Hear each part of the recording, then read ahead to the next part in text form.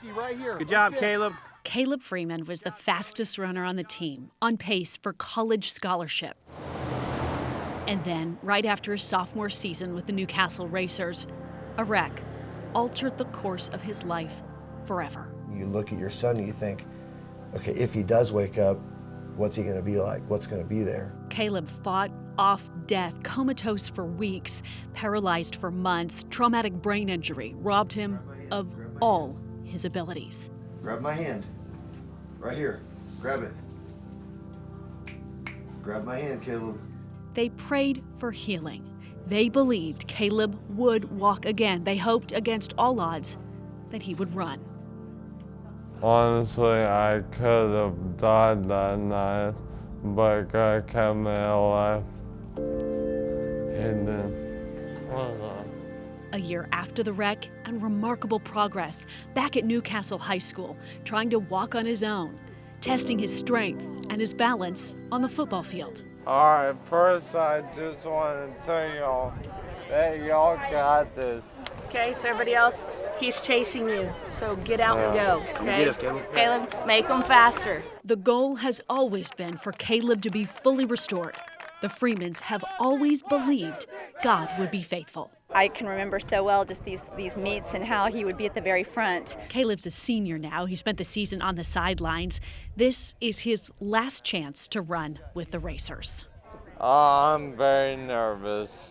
From the day I met him, he told me he'd be running at regionals. This is our last meet before regionals, and we just did what we could to get him into this race. I might not feel ready, but the Lord will give me the strength to push through to the end. Runner set.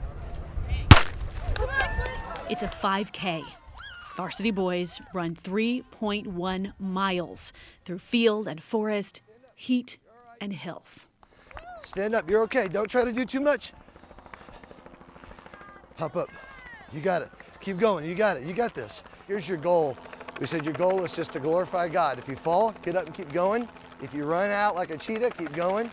No matter what, the goal is just to glorify God. 15 minutes after the start, the lead runner had already crossed the finish line as Caleb hit the 1 mile mark. Even though it's hard and sometimes that he goes slower, he's still progressing and continuing to run as hard as he can. The winner joined him on the course on mile 2. There you go, Caleb. In fact, most of the finishers circled back to run with Caleb. To watch all those kids, just line up behind him, there are no words. Steady, steadfast, Caleb finished his second mile 30 minutes in. Last time this year, he was in a wheelchair, using a walker. Here we are a year later. Imagine where he'll be in another year, It's incredible. Mile 3, and Caleb's trying to leave a little in the tank.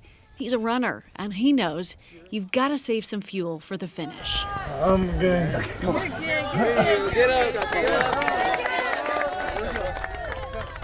Dig deep, push hard, and when there's nothing left, team will pull you through. This is it. This is it. This is it. Team for this kid stretches the globe. Yes.